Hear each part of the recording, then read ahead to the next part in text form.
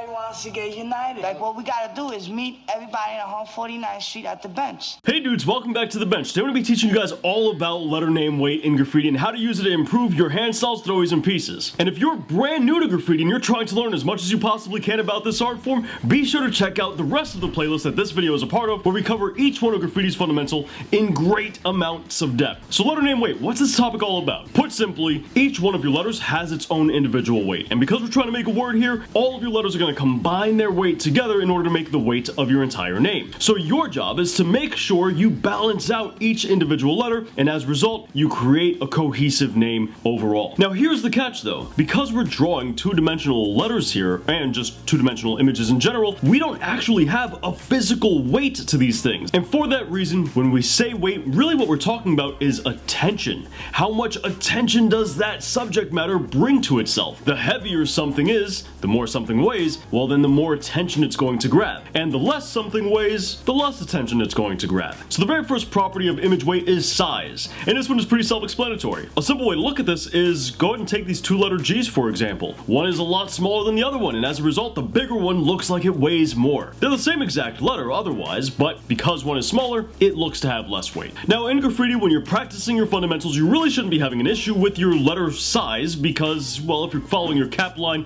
mean line, and base line that we taught in a different video, then all of your letters should be the same size. Now size is more than just how tall something is. How wide your letters are also plays a role here, and how thick your letters are or how thin they are will also play a role in this. Try to keep all of your letters nice in proportion, and you should be good to go as far as size is concerned. Now before we move to the next property of visual weight, I want to let you guys know we just released our brand new book, which is a complete comprehensive guide to graffiti. It teaches you everything you have to know about the art form, and it'll take you directly out of the toy phase. I mean, we go over every single fundamental, and we have more information than any how to do graffiti book on the market currently, while also reviewing topics that have never been talked about in graffiti. This book is truly the only place to learn most of this information. We have a link to that in the description down below. But moving down the list, we have position. Now this one is pretty easy. We've kind of taught it in a previous video. So to put this very simply, where you place things on your canvas, whether it's a piece of paper, an actual canvas, or the wall itself, will dictate how much image weight that thing has. You see, in art, there's a concept of gravity. Everything wants to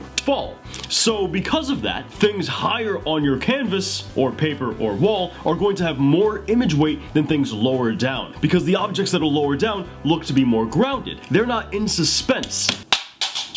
Now in art, you can think of a piece of artwork, any piece of artwork, as having a figurative seesaw, a line that runs straight down the middle and then having another line that acts as a seesaw. The center of your canvas also has the least image weight, and as you move further and further away from the center, you begin to add more and more image weight. This means if you have a tag and you have these crazy details, extensions, whatever the case might be, towards the center of your name, it'll still add weight, but that weight that's being added will be less impactful than had you done the same exact extensions and other details on either end of your piece, the way left or the way right. This is why we oftentimes see a lot of very skilled graffiti artists very intentionally add a lot of extensions or big extensions to the end of their name, because it really helps to add a bit of extra flair to the final letter. And it's no coincidence, when they do that, they'll oftentimes balance the name out with the very first letter. Typically speaking, in the most basic sense, we try to balance out this figurative seesaw, and as you become more advanced, you can play around with different compositions and different layouts in order to go ahead and have an unbalanced seesaw that you plan for.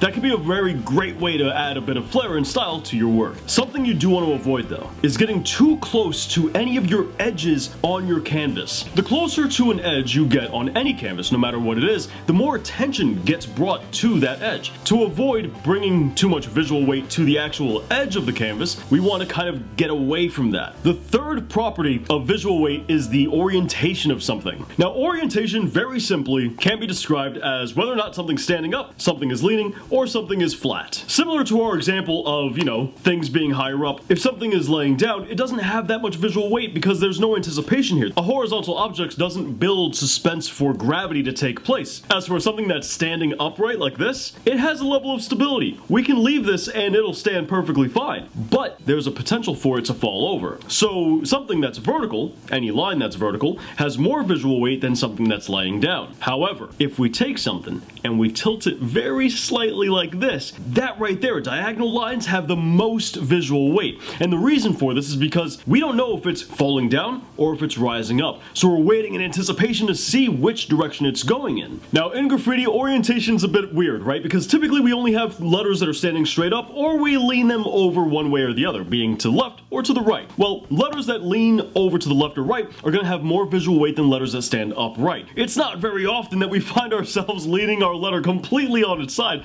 as that'll typically break the letter itself. We do have some very horizontal letters that have a lot of horizontal lines. These horizontal lines aren't necessarily going to have a lot of visual weight. However, a lot of these properties of visual weight play off of one another. So even though a letter like E may not have a lot of visual weight being added to it from its horizontal lines, it will have a lot of visual weight being added to it based on how wide the letter is. The next property of visual weight that we have to talk about is the shape's weight. And this one's really simple. Your regular shapes like square, circle, triangle are going to have more visual weight than a more abstract organic shape that's just some kind of weird blob. And the reason for this is because the more organic shape has a more ambiguous volume. We don't know exactly how much room that's taking up. As for a square, triangle, and circle, we can very clearly see how much room that's taking up. Now, how does this apply to your graffiti? Well, typically graffiti uses regular shapes in order to create the actual letter structures, and as a result of that, your letter structures are going to get some visual weight because of that. However, your backgrounds and your exterior details can oftentimes be more organic shape. For example, bubbles or something like this piece right here. The exterior details are very much that more organic shape, and as a result, the letters have more visual weight than the exterior details because of that. This does, however, mean that if you choose to make your exterior details more of a regular shape,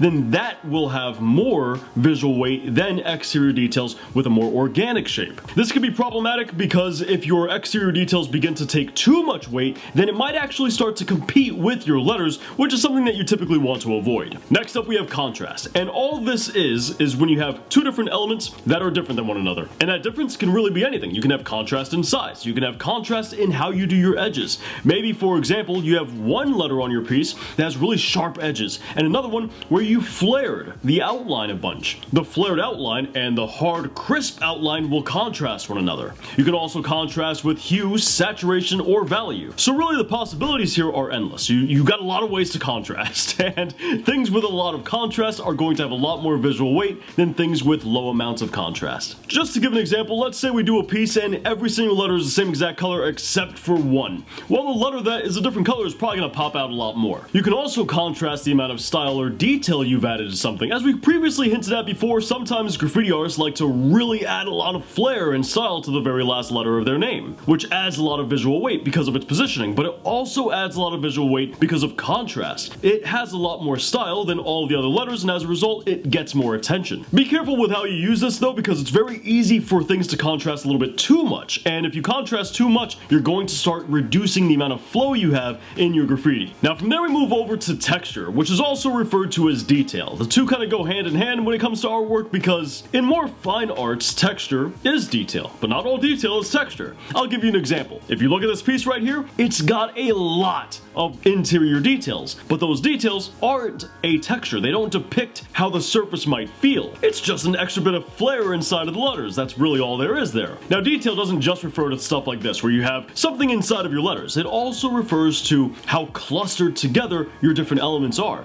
For example, if we have a pretty strong overlap with our letters, that area is going to appear more busy, more detailed than other areas that aren't as closely packed. So areas where you compact more visual elements are going to have more visual weight because they appear more detailed. And areas where you don't have as many visual elements, they're going to appear to be less weight because they have less detail. So how does this help you with your graffiti? Well, once again, you can kind of compact your extensions, your 3D, your drop shadow, and your interior details, exterior details in a specific area in order to drag people's eye to that area. Or you can lighten up on some of the interior details. You can lighten up on some of your exterior details. You can lighten up on certain things, certain elements in your work in order to, once again, drag less attention to that area. And this is applicable to your hand styles and throwaways as well. Be careful with messing with your overlaps though, because that could obscure letter structures, which can be pretty harmful to your graffiti. And lastly, we have color, which can be broken up into three different properties. First, you have value, how light or dark the color is. has, how much white or black it has. The second property of color is saturation, and this is, well, how much color does the color have? How gray is the color, or how vibrant is it? And I saved the last property of color for last, and that is the hue. And the hue, you can think of it as being what the actual color is, without having to describe how bright or how colorful it is. So for example, if I just say red, well, that doesn't tell you if I'm talking about light red or dark red, or if I'm talking about a more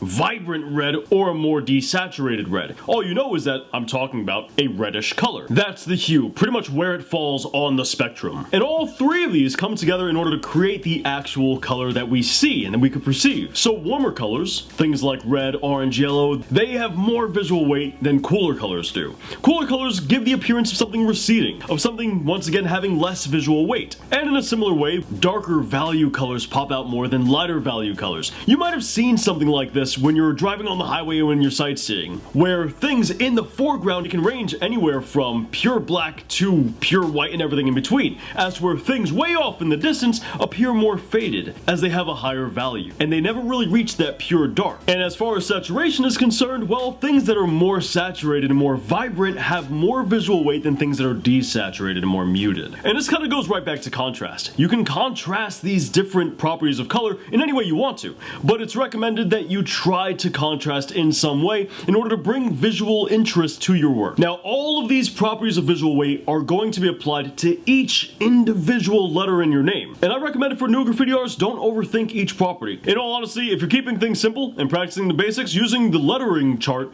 you should be perfectly fine with just that. That'll kind of rein in most of these without you having to think much about it. But that just about wraps up today's video, dudes. If you learned something, then you're gonna love the brand new book we just put out. It'll teach you everything you gotta know about graffiti. It goes in ridiculous amounts of depth over every fundamental, so no matter your skill level, you're bound to learn something. We cover information that has never been talked about in graffiti, and it's got plenty of images to follow along with. There's, I think, over like 200, maybe 300 images in that book. You can find that in the description down below if you're interested, and we're also making a How to Do Graffiti playlist that you can check out right up here, with more graffiti content right down here. And I'll catch you guys back here next week. Thanks for watching.